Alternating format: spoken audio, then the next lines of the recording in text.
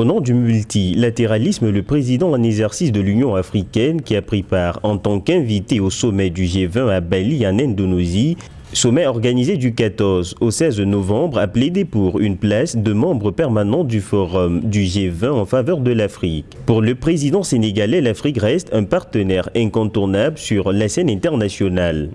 Elle est la 8e puissance économique par son PIB, possède plus de 60% des terres arabes avec une population estimée à près de 2,5 milliards d'ici 2050. Des atouts qui font du continent un potentiel membre permanent du forum du G20. Au terme des travaux de ce sommet, l'adhésion de l'Union africaine a été inscrite à l'ordre du jour du prochain sommet de ce forum international. Le G20 est un forum international réunissant les 20 économies les plus grandes et affichant la croissance la plus rapide, soit 19 pays plus l'Union européenne. Ses membres représentent environ 80% du PIB mondial, 60% de la population de la planète et 75% du commerce à l'échelle internationale. L'Afrique du Sud est jusqu'ici le seul membre permanent du G20 issu du continent africain.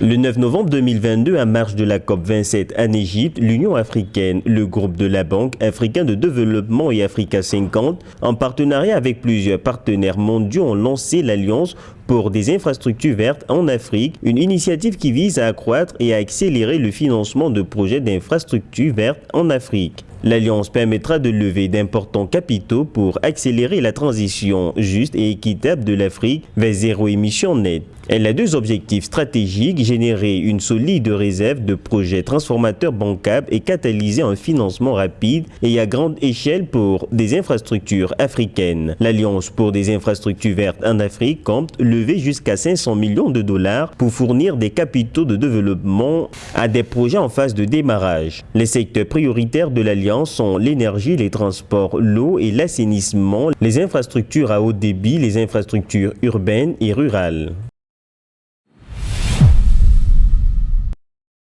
La Commission de l'Union africaine, l'Agence de développement de l'Union africaine, l'ODA-NEPAD, à travers l'initiative pour les compétences en Afrique et en partenariat avec le gouvernement tunisien, ont organisé la conférence sur l'enseignement et la formation technique et professionnelle, en abrégé EFTP, sous le thème « Conduire la transformation dans la pratique de l'enseignement et la formation technique et professionnelle » du 9 au 11 novembre 2022 à Tunis, en Tunisie. Les professionnels réunis se sont attelés à partager les bonnes pratiques et les approches innovantes pour résoudre les défis de l'EFTP sur le continent africain. Cette conférence sur l'innovation vise en outre à établir une plateforme d'échange qui traitera de la promotion de l'alignement des différentes stratégies nationales sur la stratégie continentale de l'EFTP et la stratégie continentale de l'éducation pour l'Afrique. Ceci afin de créer une synergie et de développer une vision commune de l'avenir du secteur de l'EFTP en Afrique.